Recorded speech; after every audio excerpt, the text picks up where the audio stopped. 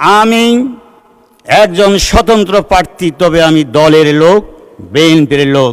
BNP মানুক আর না মানুক, আমি জিয়াউর রহমানের আদর্শে বুকে ধারণ করে 17 বছর মধ্যে আমি জেলে গিয়েছি, জেল খেটেছি।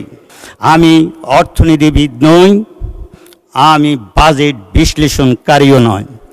আমাদের 9,38,000 কোটি টাকা বাজেট হয়েছে, বিভিন্ন খাতে দিচ্ছে।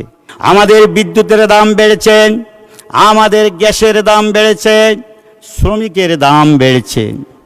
আমাদের শ্রমিকের বেতনের উপর উচ্চকর ধার্য করে এবং এই ব্যবসায়ীদের উপর, অনেক ব্যবসায়ীদের উপর কোটি কোটি টাকা তারা ডিমান্ড নোট করেছে, কারণ আমরা যাতে ব্যবসা না করতে পারি সেটার জন্য।